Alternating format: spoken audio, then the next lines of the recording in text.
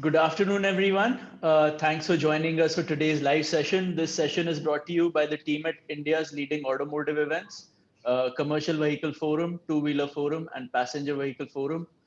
Today's session promises to be an absolute masterclass, given the fact that the speaker for today's session are joining us from some of the leading names of the industry, including L&T, Bosch, Siemens, IBM, Wipro, Here Technologies, you name it. And also given their experience, they're an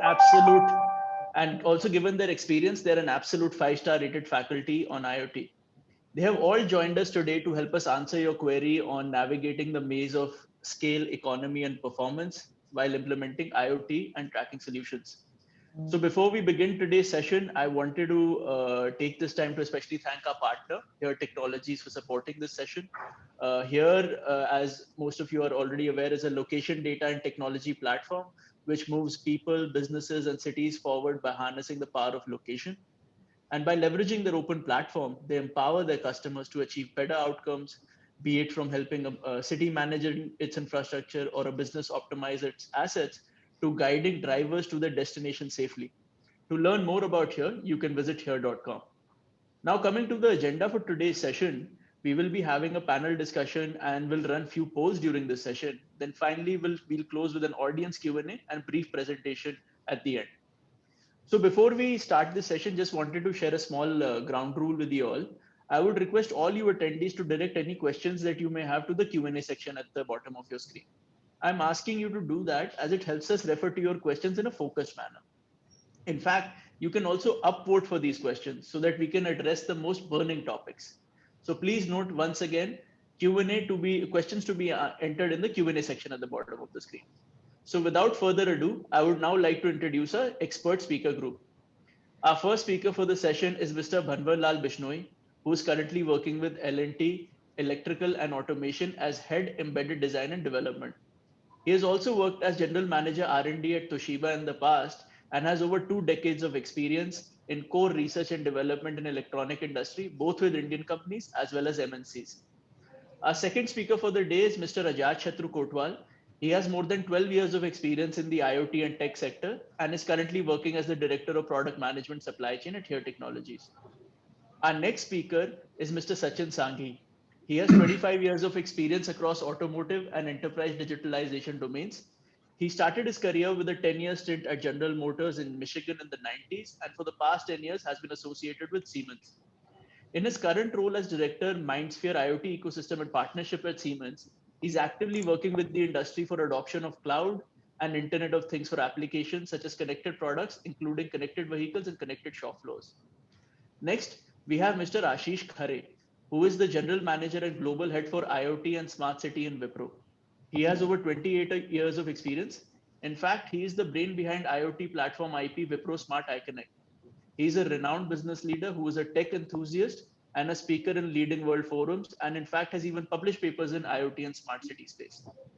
Next up, we have Mr. Uday Prabhu, who manages the connected products and digital labs Internet of Things solutions and innovation team at Robert Bosch Engineering and Business Solutions. He currently holds the position of head of digital labs there and has over 28 years of experience, of which the past 14 years have come with Bosch. And finally, we have Mr. Sandeep Datta. Sandeep has led the launch of IoT division for IBM in India, and prior to that, Watson for the industrial sector. He has more than 21 years of experience and is our moderator for the session. Over to you, Sandeep. Thanks a lot, Rohit. And good afternoon, everyone, and warm welcome to all of you. And thank you, CVF, for organizing this event and Here Technologies for being our sponsor. So as Rohit mentioned, the topic of the webinar today is navigating the maze and of scale, economy, and performance, implementing IoT tracking solutions. And I'll be your moderator for this. So there are currently, if you look at almost 7.6 billion people on the earth, right? So out of that, almost 3.7 billion are connected to the internet, and 24% of that resides in India, right? So the market potential, if we talk of IoT in India itself, is predicted to be around close to 15 billion as per NASSCOM by 2020-2021, right? And we are seeing our automotive sector, right, taking a big leap in India in the IoT with major companies like Maruti, Honda, Hyundai, or even MG coming up with their connected car solutions as factory fitted for the market, right? And that shows that there is a growing acceptance within the consumers for smart applications. So it's no longer an option now, but a must-have, right? So what we'll do is that before we go to our esteemed panelists, so maybe Rohit, if you can just start with our first poll of the day, and while you put that question up, yeah, thanks a lot. Yeah. So this is our first poll of the day, and where we want you to come up with, because we have a mixed set of people. So have you already implemented IoT solutions already at your business? Now, while we get the answers, and I think in the next 30 seconds kind of thing. So I'll start with our first question for the panelists, right? So my first question is that how IoT is connecting assets and individuals for tracking and having an end-to-end visibility in this complex world with a secure network and without compromising on data privacy. So, and if you can further elaborate on, how can the problem of poor connectivity signals, right, which is, we face quite often in India, that can be addressed. So maybe Mr. Uday, if you can just take a shot at this question, and I would like to hear your perspective on this. Yeah, thanks a lot, Sandeep, and welcome everybody. Pleasure being here. And as I was chatting with the other panel members, one good thing for IoT is that the commercial vehicles are right now running, right? So Correct. that's important. Unless the trucks run, you will not have any use for these tracking devices. So that's a positive sign. Also, is an important thing for the economy. So when we talk about tracking, I just took a small model of the truck. We are tracking a lot of topics, right? We are tracking the location of the vehicle. Now we are tracking the consignment of the vehicle itself. What is it that it is carrying? How much is it carrying? We're also looking at the health of the asset that it is carrying, right? Now, for example, now the COVID scenario is creating a lot of attention to the refrigeration aspects during transit of these medicines. Now, are we ensuring that this refrigerated content is refrigerated from point A to point B, and it has not suffered any pitfalls during the time, which makes the vaccines actually irrelevant. Then, of course, you're also tracking the cost aspect of the entire truck, right? So this industry is extremely cost driven, right? The cost of fuel, cost of maintenance, cost of the various parts which are out there, health of this thing, and reliability of the truck going from point A to point B, in addition to the tracking of the consignment itself. So it's important to look at it from multiple angles, right? One is from the fleet which is owning the truck. Is he able to improve his CPKM, right? Cost per kilometer of transfer. Is he able to make adequate money? Is he able to use IoT to identify his pitfalls and his losses in terms of, say, engine performance, or tire health, or fuel efficiency, whether he's taking all this into consideration and he's not missing anything. So his cost per kilometer is lowest, right? That is from the vehicle owner's perspective. Then there is the driver's perspective. Is he driving okay? Is he ensuring that he's sticking to the right speeds? Is he damaging the vehicle easy, safe, and whether the vehicle safety translates to driver safety. That is another level of tracking. As actually in Europe, legislation is being introduced to monitor how much a driver is actually driving per day, right? There are strict labor laws there, right? Whereas we don't have much here. So there are bringing about the mechanism of having a trip recorder by driver, right, to see how much is he actually traveling.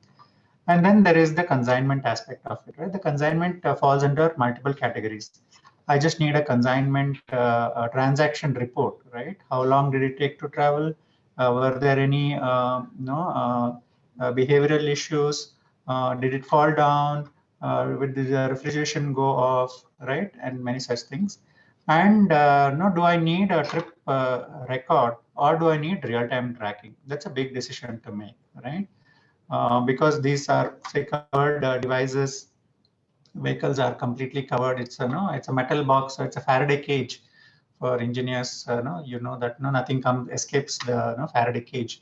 So how do I communicate consignment data which is inside, right? So there are so much connectivity issues which are nothing to do with the network, but to do with the way the consignment is fit into a truck, right? So in such a truck, for example, it's completely enclosed.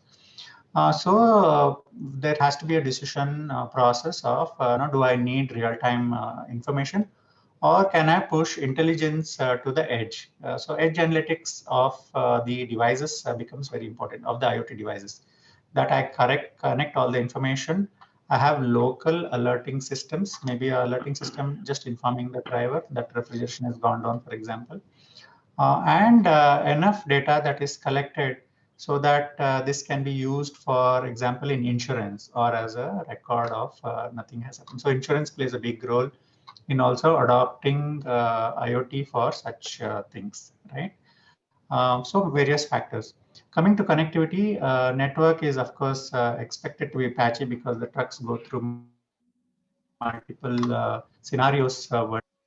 Sorry, Uday, there is a freeze, I think. Yeah, Sandeep, I think he might have gotten disconnected. Yeah, So correct. maybe I can Yeah, launch so the poll, and I can maybe launch the poll in the meantime. sure. What do you say? Yeah, definitely. So these were the results for the poll. Great.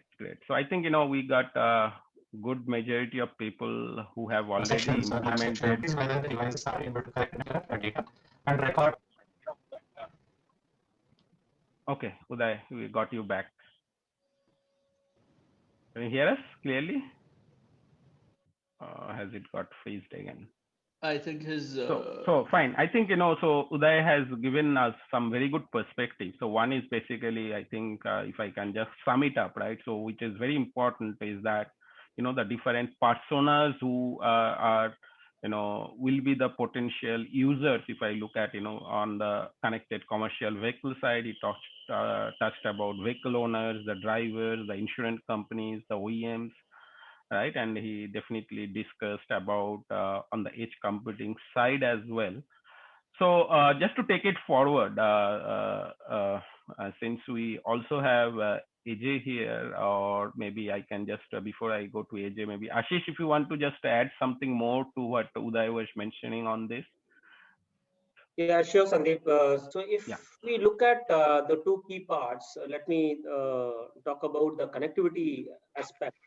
Mm-hmm. While there are the general physical aspects which are related to the way the goods need to be tracked and the position and location and other things, communication technologies also are undergoing significant transformation. So we are now getting into a age where we can choose communication options based on what and how we want to do. Whether we want precision tracking, we want tracking at a say granular level, or what is the level of accuracy we want, we can choose. Communication options like V2X is getting adopted fast. We look at NB-IoT and Sigfox and LoRa, that again is bringing a different kind of options when it comes to communicating with various devices and having a continuous trail while things are on the move. So it's not about status update alone. It can be on the move in a cost-effective manner. Things can be done. So adoption of these tracking technologies onto multiple use cases with better AI and analytics based outcome is going to increase, in my view, looking at the way communication transformation is happening. And 5G is also not a long way to go. It's already knocking the door.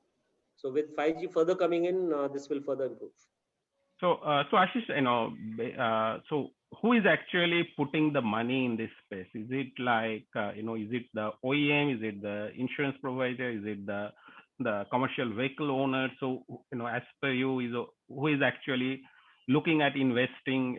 If I look at just one area, maybe, we can, because Uday started with that on the commercial vehicle space. So what is your perspective on that? Look, so as much as communication is concerned, that is coming in shared network form. So either service provider or OEM. If we talk about Sigfox and LoRa, the OEM along with their partners are putting in money, and that applies to India very well now. Because Sigfox is rolling out their network fast in India. LoRa is already on the cards, and they are expanding to tier 2, tier 3 cities now. So these are more of OEM driven or LoRa alliance driven kind of things. But NB-IoT and 5G, of course, service providers have larger interest. And that will float many options for consumers to adopt. So within NB-IoT, there might be 2 or 3 service providers available in each country, so that people can choose their options based on service, and they can demand quality of service accordingly. Thanks, Ashish, for your perspective. So now my next question would be most to AJ. So AJ, what I would like to hear from you, your perspective is that what is the importance of location in Industry 4.0, right? And how location can bring more efficiency and productivity, especially accessing GPS locations and other locations as some inherited risk, right? And it is what we have seen also in many of the things, that it's not always very, very accurate as well, right? And we had some incidents also of data breach in the past.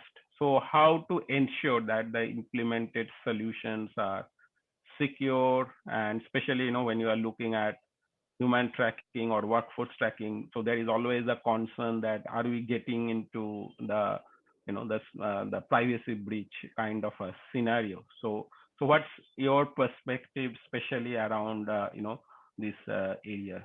So if AJ, you can give your thoughts on that.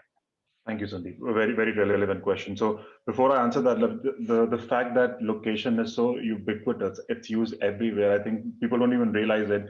But a very simple way of seeing that is, if everybody has the latest iPhone and Android, every time you use an app, even if it is an app to brush your teeth, it asks for location. So that's how important location has become right now, because everyone and everything wants to know where you are. Right now, take that from the consumer space into the industrial space, where there is more money at stake, where there is more compliance at stake, where there is more liability at stake, and location becomes even more important, right? So in Industry 4.0, literally starting from the point where a good is manufactured somewhere inside a factory, you have to start tracking it to know where it is in order to make it efficiently go from manufacturing to distribution to final retail, right? And one of the biggest examples that we have seen is while doing this in Europe, in Americas, everywhere, is that when people start thinking about their supply chain, their movement of goods in terms of locations, the first thing they find is hotspots in the supply chain that they never knew existed, right? So the best way I can explain is with an example. We were basically tracking a huge fleet of cars for an automotive manufacturer. Right now, that's automotive manufacturer, one of the biggest manufacturers in the world, knows their supply chain. They know how the cars go. What they don't know is what happens to the cars as they are being transported and distributed and being finally, let's say, put in the hands of the dealerships. So as the cars on the move, right, they reach a port, and at the point of the port, somebody comes with the scanner in the hand and scans the car. And as per the manufacturer, it's in the port, it's onboarded. But when you have location as part of it, then you can see the car is not put on a container ship. It's literally sitting on the port for 4 days, 5 days, 6 days. In some cases, it even misses its container slot, right? So the ship goes away while the car is still there. Now, this is what happens when you start putting location into real-time data, right? Another important, very important aspect of location is when you start tracking your supply chain, you can find out deviations, right? So, right, Uday was mentioning in the beginning, there is deviations in conditions. So, what's happening inside the truck, if the good is damaged, etc., etc. But what happens if the truck that is supposed to carry your goods is deviating from a path, right? So instead of going through a certain city, a certain state, for some reason it's deviating. So because you add location in the mix, the, the manufacturer, by the way, the manufacturer who's always transporting the goods has the least amount of control in the supply chain. And because of location, he knows where his goods are. So this is what location does. Location gives a manufacturer, a shipper context about where the goods are going. And as and when this keeps on happening more and more and more, machine learning comes into the picture. So a shipper can proactively say, I know these are the hotspots in my shipment track, in my shipping lane, and I know how to avoid them, right? So this is where location really comes in. Now, the question of how risky it is and how safe is it, that's a very, very valid question, because to be very, very honest and frank, hacking into an IoT-based system, especially a consumer-based IoT-based, is not the most difficult part, let's put it this way, right? So a lot of way companies are coming and overcoming this problem is by having their own firmware established inside any generic IoT tracker. And this is what we are also doing, right? So take any mark, and most of these trackers anyways, we all know they don't even come from China, they come from a very specific point in China, which is Shenzhen, right? So one of the things that we are doing right now is we're trying to make sure a lot of industries moving towards a point where they have firmware, irrespective of where the hardware comes from, they are trying to have firmware inside the hardware that is encrypted and end-to-end talking into their own cloud, right? So even if a certain party comes in and tries to hack the data, it is not that easy, right? So that's one of the ways things are, people are trying to overcome this problem. And in terms of people tracking or workforce tracking, now, unfortunately or fortunately, COVID has sort of taken the fear out of a lot of people in terms of personalized tracking. And I know it's not a big concern in APAC for sure, but here in Europe, a lot of people were not willing earlier to have their location tracked, right, because of privacy concerns. So right now what's happening is, I think the people are getting educated about the fact that you can track your location and still have it anonymized, right? Somebody can track you, but still not know who is this person, which I think is another good way of telling people. So in a lot of cases, we are actually telling companies, we're telling workforces that the overall combined benefits of tracking a workforce anonymously is much, much more than somebody breaking in and stealing their identity, because the way data is stored is anonymized, right? So that's one of the ways we're trying to overcome this. Education is extremely important, because I think a lot of people still, for very rightful reasons, associate sharing something from their location, from their phone, with personal identification. So I think education has to be the key here. Correct. No, I totally agree with you. And I think that's the way I think we are also moving forward on this, right? So, and slowly that concern on privacy breach is moving, because anyway, I think that data, knowingly or unknowingly, we are already sharing in various ways to various providers, right? So, and if somebody can, come up with something that, okay, I'm taking it willingly, I think, we are now more educated enough to, adopt that as well. So thanks a lot, AJ, for that perspective. Thank you. So let me again go back to Sachin. And Sachin, my next question is for you, and maybe Ashish, you can also join in as you after that. So data generated through this IoT tracking device, right, is mostly unstructured at the outset, right? So, and we hear a lot of around that volume, variety, and velocity, the 3 V's we call it, right? Mostly associated with the way that data gets generated from the IoT. And now if I combine that with the big data with IoT, it adds another layer to derive the effectiveness from the IoT solution, because otherwise, and that's how you get the value out of it, right? So how to leverage that, that we, and why it is important that we, combine the data streaming that is happening from the IoT along with, the big data, and then derive the value of it. So what according to you is the most critical factor for that? Yeah, sure. Thank you. Thank you, Sandeep, and it's a pleasure to be part of this discussion and this panel. You do bring up a very important point about the volume, variety, and velocity, and having all of these combined is really what gives the most value to how you use that data. And there are various solutions available on how you deal with this issue of having a large volume, variety, and velocity, right? So it essentially, if you see, it boils down to a build versus buy conversation. A lot of the ability to handle this can be built, but as a user who wants to apply this, want to use this data, apply artificial intelligence, big data technologies, you have to choose till what extent are you going to invest in how far back you're going to continue to invest. You can build a lot of these different protocols into one platform yourself, uh, or the other a way of dealing with is if your focus is on getting the different streams available for you to start applying tools immediately, then one should look for certain kind of platforms. Today there are many platforms available that provide you with a variety of standards that connect to industrial edge devices. Um, they give you out of the box security standards, right? We're going to discuss about it more. These platforms also allow you to incorporate seamlessly other systems where you have previously collected data, for example. So it could be your historians on the shop floor, or it could be the legacy device, or a conjunctive system along with it. So these are some of the characteristics or points that become very necessary to handle in terms of the critical factors. And now when you put all of these different protocols together, you also need to have an ease of scaling up and scaling down both.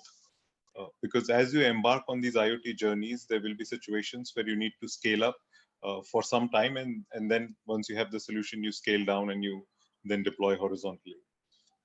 One also needs to start looking into this is how are you integrating with future needs? Like AJ just mentioned, now there is an anonymized location that is available. So these may again be different types of data that is coming in. So how do you do this? How do you protect yourself for the future needs integration, right? So lastly, I would say that one good way to deal with it, I always talk about with a lot of people in the industry. I talk about it is that it's better to start with a small scale pilot usually. So when you deal with combining different streams of data sources, it's not a bad idea to discuss with your teams, with the ecosystem, with the suppliers in the industry, and put all these maybe 4 or 5 top different streams together, combine them, get to understand how the data flows, and then how easy it is, what needs to be done to the data so that you can start applying the big data techniques. Great. Yeah, I think I totally agree with that. So before I move to Ashish, so Rohit, can we run the next poll as well?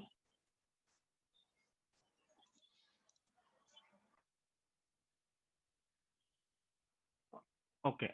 So while Rohit comes up with that, maybe Ashish, your perspective on this would be also very helpful for the audience. Yeah, so Sandeep, what I believe that with edge becoming more, so the poll is there. Let's take this up. Yeah. So what the poll is more about, what is preventing organizations from implementing IoT? Is it cost? Is it network issue? Is it problems with standardization? Not able to build a business case, or haven't thought of about it yet. So while the people answers that, so maybe Ashish, why don't you take your bit on it, right? So if I ask you to, I am sure while it is a 0 or 1 kind of a thing, but if I ask you, I think all of them are relevant, right? So how would you order it as per you, right? What you put at number 1, 2, 3, 4, 5? So Sandeep, if I look at this poll, problem for every individual is different. So, and Correct. it's location based or country based, area based also, because many places network becomes a fundamental challenge. And that's an issue in most of the countries, not just India. So it's not that we have perfect connectivity in Europe and US. There are challenges. Although we may have challenge in metros as well, they may have challenge in outskirts. That's the only difference. So location perspective is the key here. Now coming back to the point which we were on, Edge is growing big, and Edge capabilities in terms of AI, in terms of analytics, is going big. And that means that we can apply 3Ds to data and then see that how that unstructured data is chosen and taken up. So discovery, of course, is the key. So discover, decode, and discard.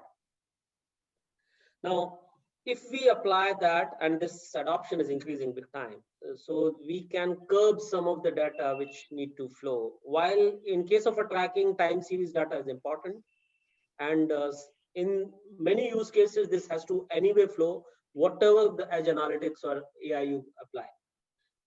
For multiple other historical and other analytics, or say trip playback kind of applications. So use of big data, of course, is a thing which has to be evaluated properly. Depending on the volumetric an organization is looking at, they can choose whether big data is the best option for them in this scenario. Because unstructured data handling in a standard databases comes with its own challenge and cost both. Correct. No, if I put my perspective, I think, we get more value, right, when, we add, big data into the data that is coming from IoT kind of thing, rather than trying only to build some value only from the IoT data itself, right? Because that is basically I'm getting something, which is real time, whether it's an asset, whether it's a machine, whether it's a car or whatever.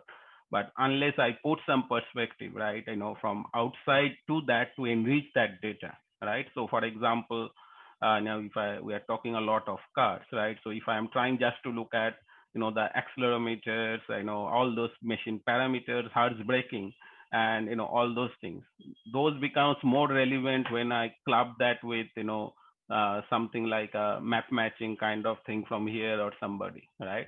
That under what situation I am doing it, right? So if I am moving from a small lane to a highway, maybe hertz acceleration is the best driving behavior, right? Because otherwise you might get hit from a car behind, right? So otherwise, if I just look at, okay, he suddenly moved from 30 to 60, so he's a bad one, right? That may not be a correct interpretation, right? So thanks Ashish for that perspective. So moving on, I think we heard a lot, and we have seen it in the past as well, that there is a lot of issues, especially on the security side of when you talk on the IoT, and there are multiple areas where we can look at where the security can be breached, right? So it can happen at the device level, right? It can happen while the data is getting transported kind of thing, or it can be happen at the application level as well, right? So it is one of the, and we have seen situations in the past as well. I just remember that there was one case study in Tesco, right? Where some hackers, they just hacked the HVAC machine, and through that actually they got into the posh machines of the stores, and they could steal all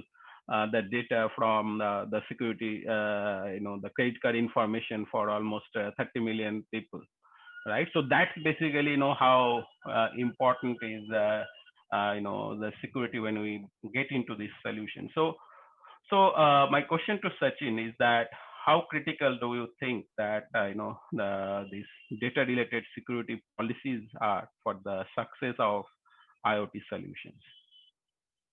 So Sandeep, thanks for the question. It is indeed, it does get a lot of attention, cybersecurity, but in my opinion, it needs to be considered even more.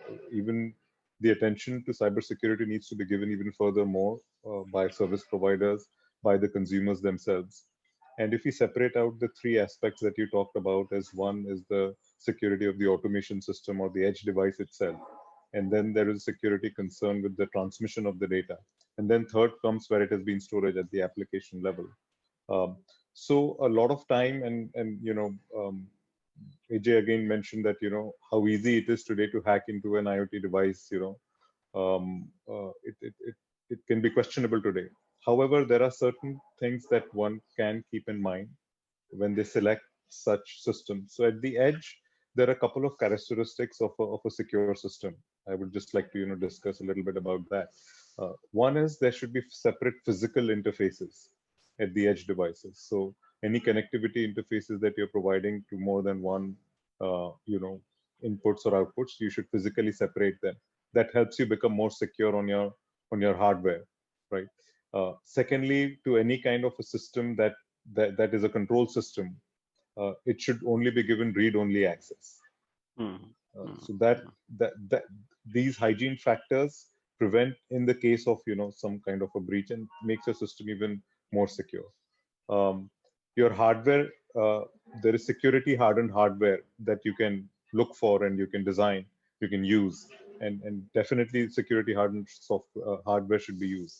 On the other side, any kind of security when you're building, you should always also look at building firewall friendly connectivity within your own application. So whether we are talking about taking data from the edge and then transmitting it further to the cloud.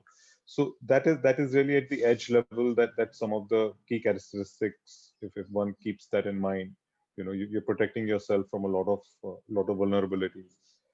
When it comes to data which is in transmission, again, as both the encryption and the decryption technology is increasing, but securing it through during the transmission stage is still something that you can make use of.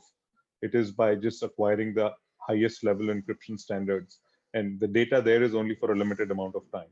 So for that duration, when you have it really works out. The third aspect comes is once it is in the cloud storage, who's having access to it. Security is not just some hacker trying to get into it and trying to create a disastrous situation. Security is a lot more than that. So there is a discussion, there is a narrative in the industry that if I am the consumer and I have a connected vehicle, or if I'm a fleet owner and I have my vehicles or my supply chain, who's owning the IP? Okay. Yeah. Who should I trust with? Who is owning the data, maybe, right? Absolutely. And who should I trust with it? Who do I as a consumer feel is the most trustworthy party that I would say that, okay, you can have access to my location because you're giving me a safe operation of my supply chain or my personal vehicle. So I think that there are some research and surveys out there that say that that customers would tend to trust the OEMs the most when it comes to vehicular data. So I don't know how that how much that how does that pan out, but today it seems like the OEMs are the best suited party to say that we will own and protect the data for everybody else. Correct. No, very good perspective, Sachin. So let me move on. So Rohit, have you published the result of the last poll? I think you have not yet, right? Yeah. Okay. So great. I think we got a very, very mixed answer. So Sachin, why don't you take a call? What according to you on this, and then maybe we'll go along all of our panelists as well. So which one you would have chosen out of this? Yeah, Sandeep, I would choose not being able to build a business case internally because most Hmm. other things are solvable and have been solved. Correct. No, I think that's I would have also chosen that primarily because I think many times we have seen that especially with this POC thing, right? People just start to do right, okay, let us start a pilot, but without a goal, right? Let me connect some assets and see that and it is becoming very easy to do that, but the challenge is happening is that because you have not identified the business case, you have not identified for example who is the target audience or the persona for that, who will be consuming it, and is it that valuable that he is ready to pay for it, right? Because we have seen that for example in connected car scenario, one OEM in India, they launched first, and one of the use case they came up with is that like find your car. Now now that's not something which I am going to pay 500 rupees every month just to know where my car is. That may be a big problem, maybe in a country like US where you have a big parking lot and all those things, right? But that is not something which appeals to me, that that for that which I am going to subscribe to that and I will pay for it, right? So it has to be something which is you know made for me and where I see a value, right? So that's where comes that what is the business case and what's the value that we bring in for the various persona. So AJ, what's your call? Which one you would have chosen? I would have actually chosen the same one, the business case, and I think what you said, Sandeep, was very relevant. So I see like there's two problems here, right? So the first problem is a lot of companies just blanket force the solution on people, right? So exactly the point you said. The problem of finding a car in the US is very relevant, not so much in India, other parts of the world where it's not as big, right, physically. Exactly. The other part is even the people who are trying to implement IoT in their own factories, they, I think, sometimes sort of don't go beyond what is the value of just tracking a specific asset, right? So a lot of time I hear the questions, I don't want to put a $50 asset tracker on a $10 asset, right? But the point is always, it's not about tracking the $10 asset, it's about tracking what happens when the $10 asset carrying something that's more expensive gets lost. What happens when you can't find that $10 asset in time and your shipment has to be going out, right? So these are the things I think that have to be also taken care about on both sides. So it's targeted use cases for the customer based on their needs, on their location. And on the user side, I think it's also very important to understand that putting IoT into one asset or into one workflow impacts a lot of other things, right? It's a ripple. So I think it's a Correct. problem. Again, we keep on saying it's an education problem, but it is an education problem, right? Because it's now coming into so many different regions, right? And this is what happens to every industry initially, right? Exactly. Yeah. Uh, No, thanks a lot. Thank you, AJ, for that great perspective. So, Howard, I will bring you in. What's your call on this? Yeah. So I think business case is most important, because any activity we do for gain, and we do for generating the business and revenues. So if I understand right perspective, like if I want to track a machine which is $1,000, and if I put a $2,000 to track that machine, it is an unviable business case. So first, Exactly. I mean, Correct. it can be if I want to track a $1,000 machine, and if it is a $10 as a sensor and all operational cost, so it makes a pretty sense. So it is like premium of the insurance and the some value of the Correct. insurance. So like a term insurance, so you give the you have a most risk covered while you invest minimum. So similar way, building a business case and ROI, basically, because return on investment, and breaking the silos in the business, because every department and every function in the business, because they will become a vertical silos, and to generate the maximum value, management will be always keen to bring the maximum output from the minimum resources in the organization. So that is where there will be thousands of ideas in the organization, but which idea to be picked up first, and which ideas to be taken later. So there will be a ranking and prioritization in terms of outcome, So there can be a business metrics where which idea will give with the minimum investment maximum output, and within a maybe shorter period of the time. So those can be taken as a first POCs or pilot kind of thing. And because that will build a rhythm in the organization, because in management demonstration is the key. And if we are able to demonstrate the the output with the putting the idea with the lower resource and effort cost, so that will generate the maximum ripple, and it will have a cascading effect in people who are non-believer. Like IoT can make a difference. So there are long term and short term. So there could be prioritization in terms of short term and long term. So long term, if I see, like as you already said, like edge analytics, and then the big data analytics, which is at the cloud. So I mean, and there is a latency effects also, like data is flowing from the edge, or maybe the last device, which is like sensor or node, to the cloud, and then from cloud to back. So centralized and decentralized. So there needs to be a hybrid mixture of decentralized as well as the centralized approach, where it is focused on the monetizing the IoT data. So because at the end, we are doing all these efforts to monetize the IoT data. And in case of commercial vehicle segment, let's say connected car, or it may be let's say the fleet owner. So fleet owner and the driver. So the expectation of the different stakeholders in the ecosystem is also very useful, because driver will have a different expectation than the fleet owner actually. And sometimes it could be in the they could be in the conflict also. So there is a, like every stakeholder should find a value, then that is a sustainable in very long term. And for piloting, yeah, I mean, there can be some seed money in the organization, and that seeding can be done to demonstrate maybe small period project. But at the end, it has to generate the revenue what is expected, and it should be self sustainable, and it should bring even in the P&L, it should add the money back. I mean, and I think somewhere like sometimes we tend to overdo things as well. I'll just give you a couple of examples, right?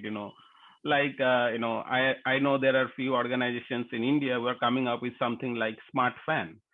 Okay, it sounds good. Okay, you can use your mobile to start your fan, make it but if I have 4 fans, one from Havel, one from Compton in Man, are you thinking of me as a consumer having 4 mobile apps to control each of my fans, and then another set for my AC, another for my telephones, or another for my televisions, so somewhere I think that while it's good to ride on the tide, but we have to also look at the value that we can bring in on the table for the consumer, because I may use it at the once or twice, but ultimately how much time I will is it more okay to go to and switch it on and off, or rather finding that mobile app that Havels have given me. Yeah, Uday, I think you would have some story there. I think the topic of business case has to be looked at it from the ecosystem point of view, right? Let me take up a topic that is less talked about, infrastructure, right? So you're going from point A to point B in a commercial vehicle. The business case for an enterprise is how can I go from point A to point B in the least amount of time, right? And this is beneficial for the enterprise. It's low cost to the truck owner, and of course the economy moves faster. Now this topic of infrastructure, let's take India for example, creates this point A to point B to be very far apart, because the roads are bad, a lot of say tolls in between, and and time is therefore money.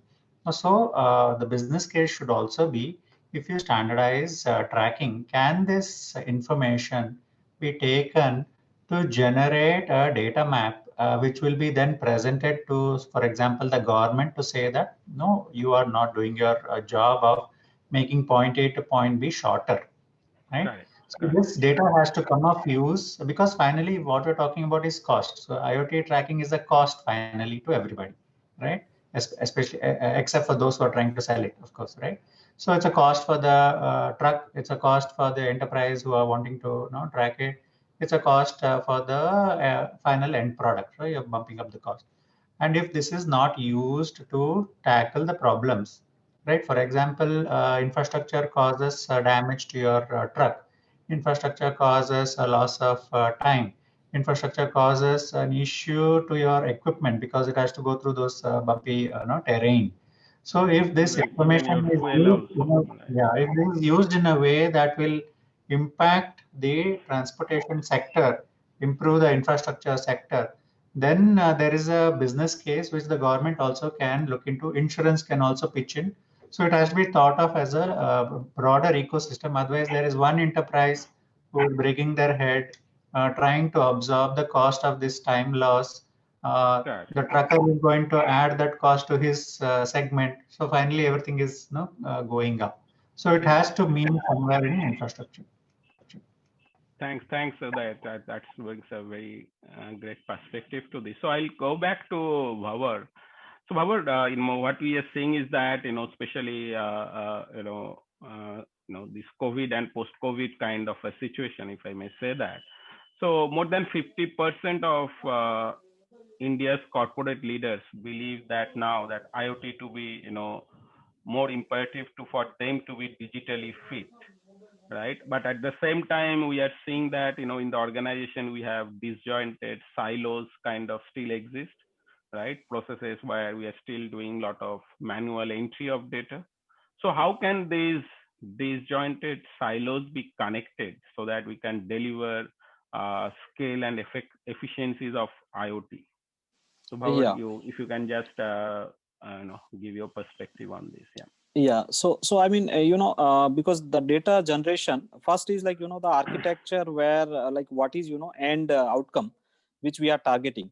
So I mean, it is like, top up and bottom down, both approaches needs to work together to bring the best sweet spot in terms of breaking the silos. So management will have one expectation, or the business owner will have one expectation, and the other people in the ecosystem also will have the other expectations. So how all these dots can be joined together to derive the best value from the problem. So identification of the problem, and then what are the joined silos which is affecting that problem not to be addressed. So identification of those, and then how those can be resolved, so that the end user, it could be end user as a government also, it could be end user as a user also, or it could be a organization head, basically, who is looking to generate some profit from the execution of that idea. So let's say the operational efficiency, or let's say the data flow within the organization, if let's say the is a issue. So if there is a digital dashboard, and where all these datas are flowing from top down or bottom up, or horizontally or vertically. So it is like how the shortest data travel time which is being taken, and how the decisions are agile actually, because agile is a way of life, because then only we can achieve the best outcome. So that is where I believe design, sales, marketing, maybe the the service team, maybe the quality, maybe the manufacturing. So there are different functions within the organization, and how they are well connected digitally, because that is where if you see the traditional method of information exchange, or traditional method of working, is like is not that effective and efficient.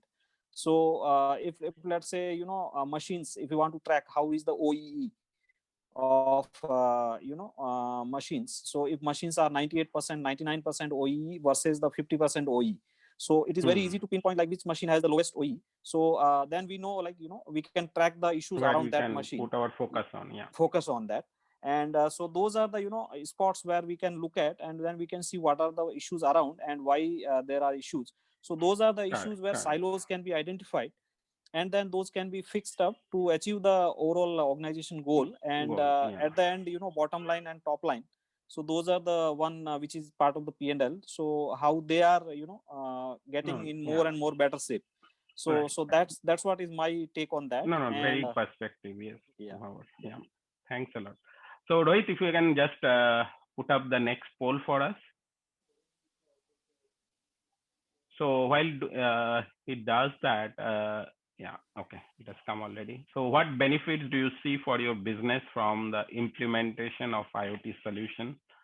Cost reduction, efficiency, new business opportunities, better customer experience, improved adaptability to changes. So, Bhavar, you want to take your take on it? Which one you would choose? And then I'll go to Yeah. Ashish. So, low hanging fruit is, operational efficiency and productivity. So that is the best low hanging fruit, which can be, as a low hanging fruit. So there are long term fruits, which is, better customer experience in terms of, let's say, car showroom. So, I mean, customer, in COVID era, he may not want to travel to, different location to experience. So there could be a artificial intelligence and virtual reality based car showroom where he can have, full car experience through AI or VR, basically virtual reality, augmented reality. So Correct, that is where he correct, can correct. experience, and that can give the similar experience what physical showroom can give. And when the situation Exactly. normalizes, maybe he can, so right now he want to buy a car, and that will serve the purpose. And Exactly. that I is where think, digital platform provides the facilitation. exactly. I think, this question will, if I would put it in a pre-COVID situation or a post-COVID situation, the answers will be different to, at least for me, right? Right now, I think all organizations are struggling for, selling their stuff, right? So, we have enough inventory, or, we know how to, so maybe if I have 100 rupees, I will not put it on cost reduction right now. Rather, I would put it more on either, creating a differentiating products, or, or as you rightly mentioned, right, can I create like a digital or a virtual, showroom kind of thing, right? Because, ultimately I have to look at, my revenue part first, especially, in this current scenario. Maybe, and pre-COVID, maybe, that was the situation that, where you would see that, more focus was on industry 4.0 and others, right? So with that, I think I'll go to Ashish. So Ashish, this pandemic has brought about a change in people's perspective, especially around the proximity visualization and tracking. Okay, so how this is going to be used in various industries, and what would be the next norm around that? So I would like you to wrap it in maybe 3-4 minutes, kind of. Sure, Sandeep. Let me be quick on this. So, COVID, in my view, from that perspective, is the blessing because it has changed people's view towards some of these tracking and locations data and other aspects. So it's rightly said that necessity is the mother of invention. So that's where the invention has happened and people have accepted largely. So anonymization, of course, is one of the things which people were not so much worried about earlier. But everybody who's looking at location, proximity, and tracking kind of things, they are looking at anonymization as a proposition, as a part and parcel of the solution. Correct. This contact tracing and social distancing kind of things, which are the core of COVID response from a technology perspective, are basically enabler for this because if you want to do effective contact tracing, you need to have people tracked. And that's where applications are launched at country levels and enterprise levels. So like at Wipro, we have come up with Health Cover, which is to take care of complete employee safety, including tracking within the campuses, which takes care of social distancing, local as well as long-term data, then contact tracing, then various other aspects which are not limited to distancing violation, but also from a perspective of which zone people have visited. Because ultimately in a premise where multiple number of people is high, you need to have that aspect also. So proximity is short term, but people passing by the same work area is another. So I would say that this is going to trigger larger adoption, and many use cases like connected worker, which was a major challenge earlier because of people acceptability, they are taking mass scale deployment, and many such things will come up. No, I totally agree. And especially when I see the adoption of something like Arogya Setu app, right, which is nothing but, actually what we are, sharing is basically my personal data, my location data. And the way I see the adoption that has happened in a very short period, I think, that, that innovativeness of, I will not give it kind of thing is slowly going. And that's, I think you rightly point out that pandemic has created that transformation, that it's not that risky to share that, because ultimately if it can bring some value to me, right, which Yeah, is so again, exactly, that's a very important. like when we are taking our health over proposition to various markets, even in Europe, in US, people are accepting it. So it's not just APAC where people are still ready to share data. Countries where this was a major issue, they are open to share their data, of course, with anonymization. But ultimately, this tracking is becoming a reality now. Sure, great. So Rohit, can you show the final poll result as well for us? Okay, so Ashish, what's your take on this? So look, I would say benefit-wise, efficiency of productivity, of course, is one of the key things. But challenge remains that people normally, when they look at IoT use cases from adoption perspective and from benefit perspective, they have a limited view. People don't apply all the benefits which are direct and indirect both. And that's where sometimes business case also becomes weak. And one of the reasons behind that, to give it in 2 sentences, is that it is more of a use case and idea experimentation than an IoT strategy based approach. So the way IT strategy is done, IoT strategy is still a long way for most of the organizations. Right. Thanks a lot, Ashish, and thanks to all my fellow panelists. So I think I am seeing that there are lots of queries. There are questions that have come up from our participants. So Rohit, over to you, okay, for the next half an hour. First question that remains open is from Mr. Devanand. Thank you so much for sharing, sir, your query. He asks, when do you think industry will be ready to implement IoT at scale, in a scale? Would anybody like to take that? I think I'll first take a shot on that. So I think, it is basically, which I started with, I think already industry have started taking it in scale. We are seeing, and it is going by industry, I would say. So, definitely the first one that comes to a mind, which is coming in a big scale, is basically the automotive sector, right? So as we said, right, Maruti is coming up with connected vehicle for every product that they're coming in, kind of thing in the market, right? That's, I call it as scale. Same thing with Honda. You will get a lot of ad, you will see for Honda City and others, right? MG, they, entered the market with that entire, theme of, internet vehicle or, smart, car, so I think, it is already, we are seeing it's no longer only POC kind of thing, right? So, and the reason, and automotive sector is what we have seen is that they're always one of the early movers, early adopters whenever there is any disruptive technology. And the same thing pattern is, already started. And I think there are others who are also starting in and, already embarking that journey, right? So that's my take, and I open to others as well for their comments. So let me add to what Sandeep said. While auto is anyway leading on that, utility and energy sectors are also big adopters, and they are going for scale deployments. And it's not limited to smart metering. It's much more than that. Right, especially with smart meter, smart grid, I think, So there are sectors, as Sandeep said, and I'm taking few examples where scale deployments are happening.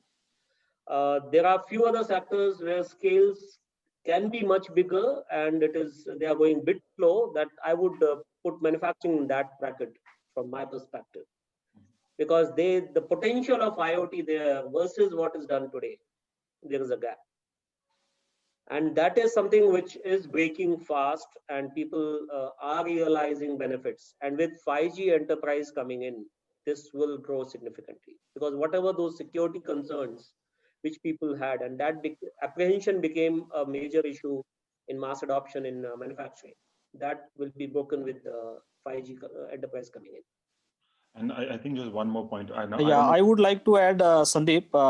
Yeah, I would like to add one Yeah, more sure. aspect. Like, automobile has been always at forefront, like Ola, Uber are the live cases, use cases where the IoT has been deployed in a very, very, exponential way, and they were early adopters. But at the same time, there are different segments like, railways, there are different segments like electric utilities, like smart grids, or agricultural, the smart farming, or there are smart water, actually, like water systems also, like water distribution also, smart metering, and various kind of platforms which has been deployed, and they are at the forefront.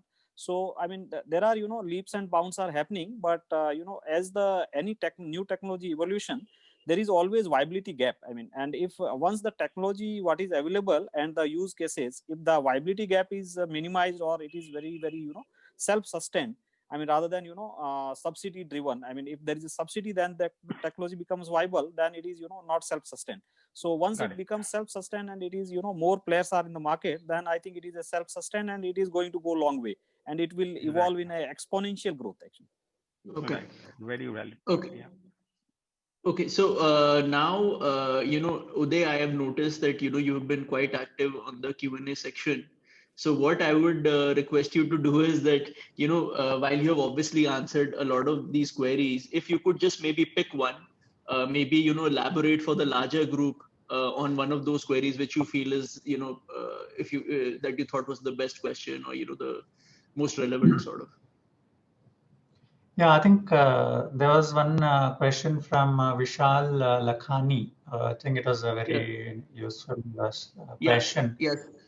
Which So is also a fact so that, yeah, I'm just going to repeat the questions for the larger group. Okay. So Vishal Lakhani said technology has not been able to solve the grassroots level issues faced by the fleet owners. Many so-called aggregators are facing challenges of survival. How do you see these companies survive? So now they yeah. will you. It's a great question because recently, a month ago, I was with Fleet, and he was saying that no, I don't think any truck owner is making money. I think everybody is in debt, and I don't know when they will come out of it. And I was just casually asking him, what exactly seems to be the problem. So it's considered as a cost, right? Transporting the goods is considered as a cost, and so they're beaten down significantly. And so what happens is all the costs are then pushed down the totem pole. You bring down the cost of labor, you bring down cost of maintenance, and try to make your ends meet. And no, it's a race to the bottom finally. So where IoT can play a role here is to help understand the leakages, right? As I mentioned, where is the leakage? Is the leakage in high fuel cost per kilometer? Is the leakage in poor infrastructure? Is the leakage in a lot of time wasted in, say, waiting for your for your transport, right? For your consignment? Is the problem that drivers are not driving well? No, or there is a lot of delays, at multiple checkpoints. So if this information can be collected by a neutral body, and this can be put to good use, that will say sort of improve the cost side of fleets, to make them more cost effective. Then I think it's a small movement of the needle that you can actually impact. But this is very true. A person who is losing a lot of money, and then parallelly you try to sell him another piece of technology, there will be a lot of aversion to climb onto that platform. Sure. Sure. And AJ, I noticed you have also been quite active on that front. So if you could pick one more question and sort of, answer it largely for the group as well. Yeah, let me see which one. I think I can answer a couple. So yeah, so there was also one more question, which I think also ties into the other part about leakages and also finding, let's say, problems in the whole network. Is how can we use IoT data from vehicles to predict and avoid accidents, right? I think it's also answered by Mr. Ashish. But what I was telling is that so depending on the kind of vehicle, so commercial vehicle or it's a passenger vehicle, right? So a lot of passenger vehicles right now are doing this in different ways. They are basically transmitting hazardous signals and hazardous warnings, right? So for example, if a car brakes in a certain part of the road, that information goes to the last car if it's connected, right? So somebody knows that the next 500 meters are slippery or it's wet or something has happened, right? So instead of actually predicting an accident, it's more about avoiding accidents. And it's the same thing in commercial vehicles, at least as far as I have seen. What has happened now is that people are using IoT traces or trace data to figure out what are the hotspots where accidents can technically have happened in the past historically. And that information is basically given to the driver to basically tell them that, hey, this is where something has happened. Think about it as the Waze of enterprise. This is what Waze was doing. Waze was telling people where accidents have happened. And this is what we are doing and now bringing it to the commercial vehicle side to tell people this is where one accident happened. So people become more proactive. And instead of predicting accidents, we are avoiding accidents. Okay, great. So I think we've answered most of the queries in terms of direct answers to all of those questions. So I think we can now move on to the AJ, you touched upon the location aspect when it comes to IoT and the importance of it. So if you could shed more light on that with in terms of your presentation, if you could sort of start with that. Perfect. Thank you, Rohit. I'll get my presentation online. No worries, no worries. And this is just for the audience in case you feel that any of your query, or if you'd want anybody to specifically answer and you weren't satisfied, feel free to shoot me an email. I will definitely connect you with the relevant person, and you can definitely get that. So Rohit, if you can tell me if you can see my screen properly. Yeah, I'm able to see your screen properly. Awesome. So what I really want to do is based on the kind of discussion we've been having in this whole back and forth, I really want to focus on some points, and I don't want to literally bore anybody with PowerPoints, but I really want to get to a point where we are talking about real life examples. But before I do that, I just want to talk about the company a little bit, because Here Technology is one of those companies which is working at the, let's say, in a part of the value chain which is not really visible to everyone. Let's put it this way. So we are the location platform of the B2B world, right? Which means that we are serving multiple use cases, 48 to be as precise. We've got a huge developer presence. There are almost 250,000 developers directly coming to us and developing on our products, 3 million indirect developers, and approximately 80 billion API calls are hitting our backend every day. Right now, the reason it is so because we are basically present in every car navigation system, or 4 out of every car navigation system sold in Europe, North America, and also in some parts of APAC. This means that we have basically covered every part of the world when it comes to mapping and positioning, right? So venues have been mapped, cities have been mapped, routing is available for all of this. So this is really important for just to give everybody here a context for where Here Technology is, what we do. We basically make location data accessible to multiple use cases, and the data that we have is world leading. Now, this data again ties back to another question that you were having, is what's the importance of location in industry, in general, in every industry. And the reason we are addressing 48 use cases is not because you've got 48 business units inside the company, is because location is ubiquitous in so many different cases, like I was just saying, right? It's present everywhere. And in order to give value, it might not be the front and center of every value proposition, but it is the core enabler of so many value propositions that I would just like to show you. Focusing on just supply chain, what we are trying to do is we're trying to basically bring visibility into different processes. So what I would like to start is with shipment visibility. Now, this is something is relevant to especially big countries, multimodal routes that are going between point A and point B that are not easily predictable and monitorable, right? Now, the problem here is, before I actually get to an example, is that the transportation execution part, which is where the planning has happened, everything has happened, and you put a shipment into a truck or a container or a railway, anywhere, and that has to go from point A to point B. This transportation leg in the middle is some of the most least visible part of the whole supply chain, for both, in some cases for the trucker, for the carrier, in some cases for the shipper. So it's a big hot white spot where nobody has real visibility. So as a result of it, right, depending on different countries, these problems can vary. But generally speaking, there is always a problem of inaccurate multimodal ETA or inaccurate ETA in general.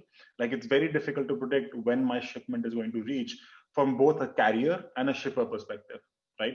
In case there is damages to goods, nobody really knows when the damage happened and why it happens, right? You can also have stolen goods, and different kind of damages can happen. And more importantly, right, in cases where you are sending things via a container or via a railway, and there is some sort of handover involved, that's the most historically tricky part, right? Where goods are offloaded, and for a certain amount of time, there are in no transportation vehicle. They are either on the docks, they are either in the railway docks, or there are some place where they are just lying there. So that's the part where you really have to know where the goods are. And all this is done in an effort to make an unbroken chain of custody. Now, here technology has taken an approach which is quite flexible to a lot of needs.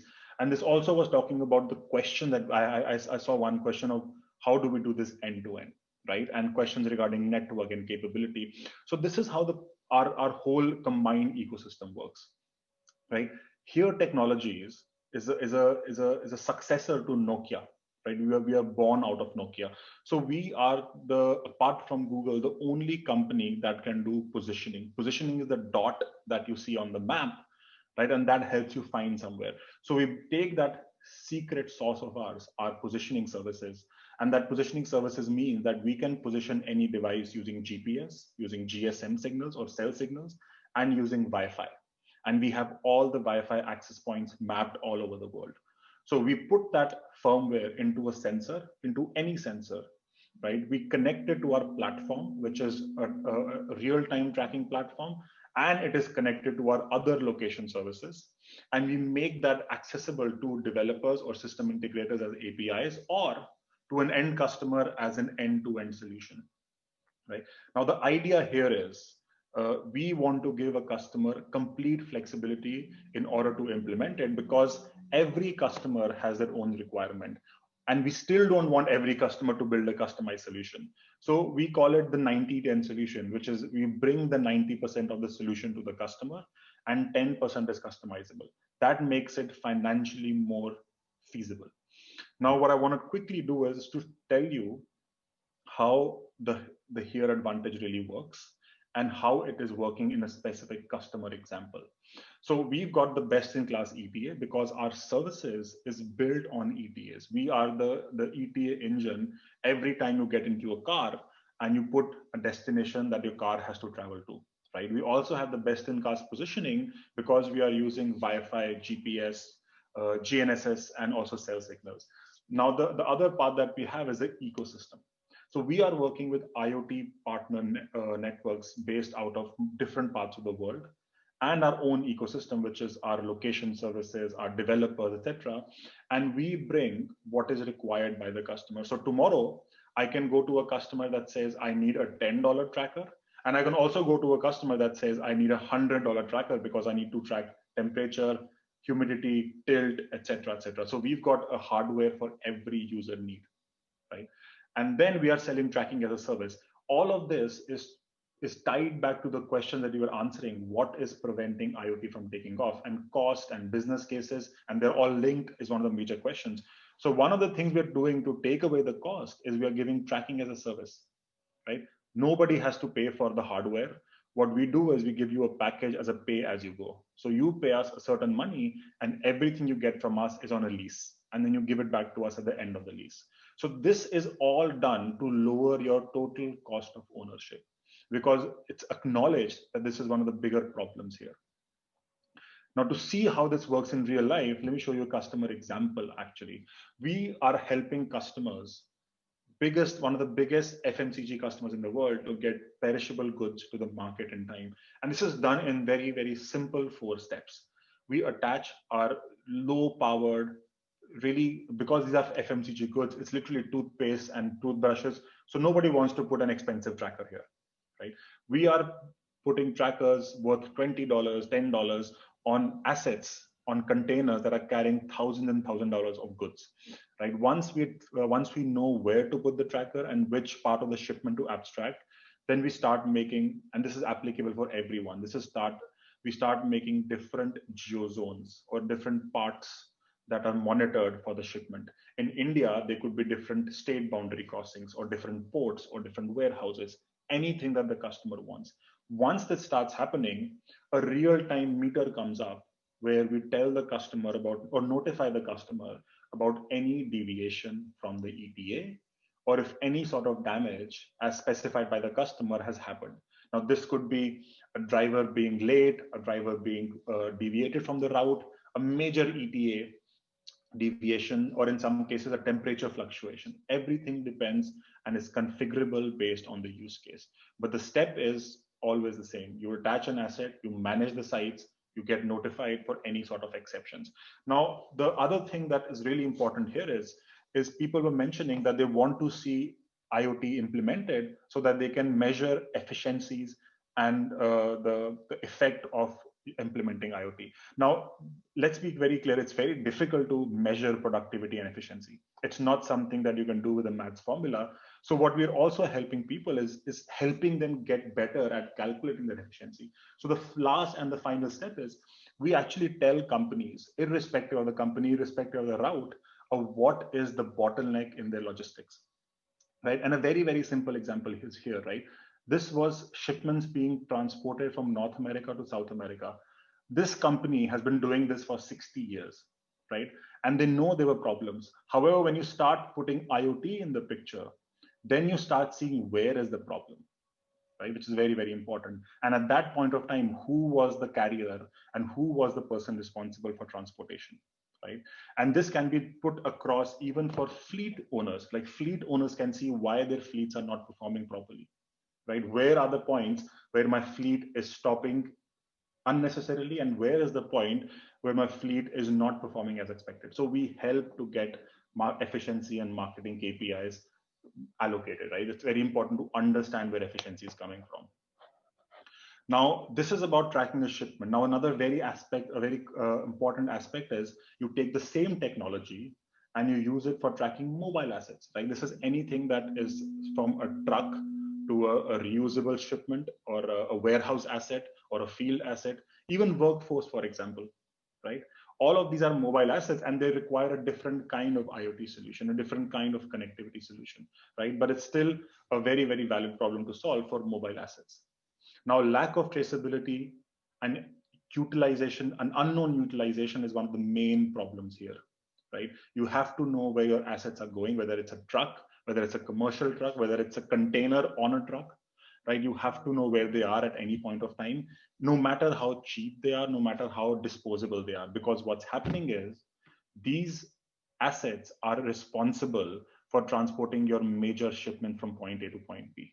You have to know where they are if you have to plan accordingly for your next shipment. Now, this is a problem all over the world that I have seen. A lot of people overcome this problem by brute forcing more inventory, right? So their idea about not having real-time visibility is, oh, I'll just get 50 more pallets or 10 more containers and it's still cheap. And that's the part where business cases also come in. So when everybody calculates business cases, it is also about estimating how much less of an existing asset you will use, right? And again, this is a very, very important example also. So let me give you how this works in real life with a real-time example, right? Glass manufacturing, and this can be applicable to anybody who owns a truck, owns a container, everybody, because it's important for distribution. So in glass manufacturing, Anytime a glass is made or a glass pane is made, it is specifically transported in a equipment called a stillage. You have to have a stillage because you can't put a glass inside a pellet in a box. It has to be transported in a stillage. Now, when the stillages are procured, you only procure a certain number. And as per the shipment and as per the supply chain route, these stillages take the glasses and they're going to distribution, they're going to retail. So at any point in time in the supply chain, there are multiple stillages at multiple points in the supply chain. Now, for the planner or the dispatcher or the supply chain practitioner in the glass manufacturing company, they have to see how many shipments of my stillages or how many stillages I still have left in my factory and how many shipments I can guarantee next. Now, imagine doing this if you have no idea where your stillages are. The only idea you have is either through phone calls or tags, RFIDs, or even somebody updating this in the ERP. It's data, but it's not real time or visible data. But if you have real time visibility into it, you know for a fact that tomorrow I will get 5 stillages back or 5 trucks back or 5 containers back. I can then start optimizing for the next shipment. So even if it's a cheap and an affordable asset, in this case, it's a stillage, it is not affecting the production of my glass manufacturing. I do not run into a problem where I am manufacturing hundreds and hundreds of pieces of glasses, but I only have the capacity to transport 5 of them, 10, 20 of them, or 50% of them. It's never going to run into that problem. So that's where we come in. We optimize for inventory using Location, using real-time data. We increase the visibility indoors as well as outdoors. Right? This is very important. A lot of time people think that you have to track. IoT tracking comes into when it's out in the open. It's really important to also figure out where an IoT device or an IoT asset is inside the warehouse, right? So that's where we also come in. We increase the utilization and we also decrease any sort of instances where there is theft or loss because we identify the hotspots, right? So this is the point, showing real-time data where we think location plays an extremely important role, right? And it's, even though the outcome and all this information might be fed into an ERP system or a business analytics system, this is the underpinning of improving efficiency and productivity into your business process, right? Now, with that, I know we have not a lot of time. This is where I would like to end my presentation. I hope we were able to give you a consistent messaging across the discussion that we had and this presentation. And if there's any questions, we can of course take them in the Q&A if we have any time left. But I think that's enough from my side. Back to you, Rohit. Okay, so thank you everybody for joining us for today's session. I want to first of all thank our speaker group for taking out the time from their incredibly busy schedule for this. I really appreciate your support. Secondly, I would like to thank our attendee group for their inquisitiveness. A lot of the questions you raised, and like I mentioned, if any other queries you have, you need any help, please feel free to write. I'm happy to connect. Okay, and lastly, I would like to thank our partner here, Technologies, for supporting this session. Really appreciate it. So that's it from our end for today. We will see you next. We are doing an event on connected commercial vehicles. So, very well related to, what we discussed today. And we will do that on 11th of December at 12:30 p.m. So I see you guys then, and I say a goodbye and I take your leave for now. Thank you so much, everybody. Thank you. Thank you, everyone. Thank you. Thank you. Thank you.